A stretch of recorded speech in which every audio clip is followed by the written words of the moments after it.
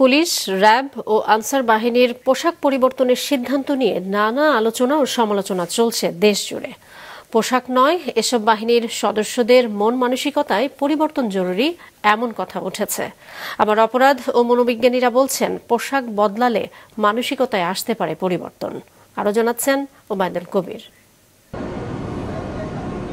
সেবা পেতে গিয়ে পুলিশের বিরুদ্ধে বিড়ম্বনা, হয়রানি আর ঘুষ বাণিজ্যের মতো নানা অনিয়মের অভিযোগ দীর্ঘদিনের। পুঞ্জীভূত সেই ক্ষোভের বহিঃপ্রকাশ ঘটে জুলাই আন্দোলন পরবর্তী সময়ে। পুলিশের কিছু সদস্যের অতি উৎসাহী ভূমিকার কারণে বাহিনীর সংস্কারের দাবি ওঠে।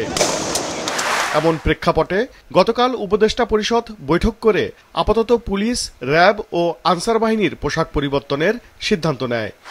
তবে এ খবরেও সমালোচনা কমেনি সামাজিক যোগাযোগ মাধ্যমে। সমাজ ও অপরাধ বিশেষজ্ঞরাও মিশ্র প্রতিক্রিয়া জানিয়েছেন তিন বাহিনীর পোশাক পরিবর্তনের সিদ্ধান্তে।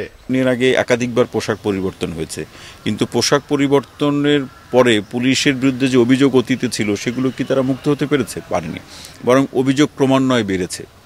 এখন এই মুহূর্তে পোশাক পরিবর্তনের চেয়ে যে অভিযোগগুলো আছে সেখান থেকে তারা কিভাবে উদ্ধার পাবে, কিভাবে নিজেদেরকে মুক্ত করতে পারবে, এই পরিবর্তনটা সবার আগে জরুরি। এই পোশাকটার মধ্যে এক ধরনের স্টিগমা রয়েছে। এই পোশাকটা যেহেতু একটা ট্রমা এবং স্ট্রেসের প্রতীক সাধারণ জনগণের জন্য, এটা একটা প্রাথমিক পদক্ষেপ এবং যেটা আপনাকে কি করবে, সামনের যেই স্টেয়ার আমরা যাব তার যাত্রাটা শুরু হলো কেবল। তবে মনোবিজ্ঞানীরা বলছেন পোশাক পরিবর্তনের ফলে তিন বাহিনীর সদস্যদের পাশাপাশি জনগণের মনেও আসতে পারে পরিবর্তন। পোশাক পরিবর্তনের মাধ্যমে এখানে কিছুটা পরিবর্তন আসতে পারে। পোশাকের রং যদি খুব গাঢ় হয় সেক্ষেত্রে পুলিশ অফিসারদের বা পুলিশ যারা আছেন তাদেরকে নেগেটিভ ওয়েতে পারসিভ করার একটা বিষয় আছে। তাদেরকে আরও আক্রমণাত্মক বা অ্যাগ্রেসিভ হিসাবে তারা প্রত্যক্ষণ করে থাকে।